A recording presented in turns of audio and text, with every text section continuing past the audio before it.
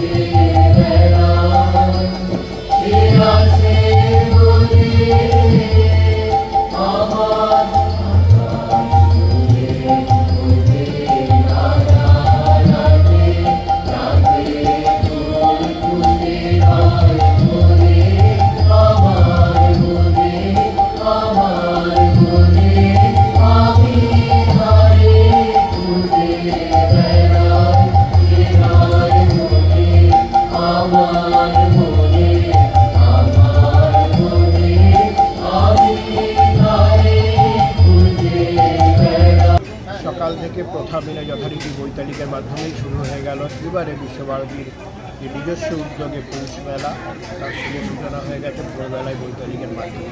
এই মুহূর্তে আমরা রয়েছি বিশ্বভারতীর যে শান্তিনিকেতনে পৌষ মেলা মাঠ প্রাঙ্গণ, তার যে নিজস্ব যে মঞ্চ, এখানে বাউল সঙ্গীত থেকে শুরু করে সমস্ত যে মানুষরা তাদের যে নিজস্ব ঘরানা অনুযায়ী তারা সঙ্গীত পরিবেশন করে, তারা ইতিমধ্যেই কিছুক্ষণের মধ্যেই তারা তাদের আজকের এই অনুষ্ঠান শুরু করবেন, তারই প্রস্তুতি আমরা দেখতে পাচ্ছি। তার মধ্যে যেটা বলার যে ইতিমধ্যেই সকাল থেকে আমরা দেখছি মেলা প্রাঙ্গণে প্রচুর মানুষ আসতে শুরু করেছে। উদ্বোধন হওয়ার সাথে সাথেই কিন্তু মেলার চত্বরে মানুষজন ভিড় জমাচ্ছে, সেটা লক্ষ্য করা যাচ্ছে। এইবারে যে পৌষ মেলা, সেটা একটা অন্যতম বৈশিষ্ট্য হলো যে দীর্ঘদিন বিশ্বভারতীর উদ্যোগে পৌষ মেলা বন্ধ ছিল প্রায় 4 বছর। তারপরে এবারে তারা নিজস্ব উদ্যোগে তারা শুরু করেছেন এবং প্রচুর মানুষের আশা এবং ইচ্ছা আছে যে বিশ্বভারতীর উৎসব যেন একটা অন্য মাত্রা পায়। সে মতো করে অনেক উদ্যোগ নেওয়া হয়েছে, অনেক নতুন বিষয়কে এখানে আনা হয়েছে, পরিবেশের কথা বিষয়ভাবে রাখা হয়েছে, নিরাপত্তা সর্বত্রই কিন্তু ব্যবস্থা করা হয়েছে। আমরা দেখছি বন্ধ তো ছিল মেলা 4 বছর ধরে। এবার আগে তো হতো ওই যে ডাকবাংলার ওখানে, তো তখন মেলাটা হতো ছোট করে, কিন্তু এরকম শান্তিনিকেতন মেলার মতন হতো না। তো তখন অতটা ঠিক ভালো লাগতো না, কিন্তু এই যে আমাদের শান্তিনিকেতন নিজস্ব মেলাটা হচ্ছে, বলতে গেলে সত্যি খুব ভালো লাগছে। আর আবার আগের মতন মেলাটা হচ্ছে, তো ব্যাস এইটুকুই ভালো লাগছে। সকাল থেকে কি করলে, কি ছিল প্রোগ্রাম? তো ছাতিমতলায় প্রোগ্রাম ছিল, ওখানে গেছিলাম। তারপর আবার প্রোগ্রাম শুরু হলো, ওখানে গেছিলাম ছাতিমতলাতে। তারপর এই যে মেলায় এলাম, একটু ঘুরবো, দেখবো, তারপর এইটুকু, আর কিছু।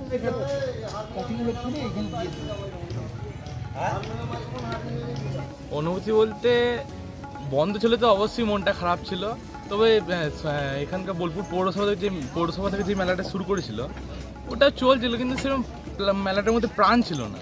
এই যে এবার মেলাটা হচ্ছে, এটার মধ্যে যেমন প্রাণ খুঁজে পাচ্ছি আমরা, আমাদের মেলা মনে হচ্ছে, আমাদের মেলা মনে হচ্ছে, এটাই আনন্দ।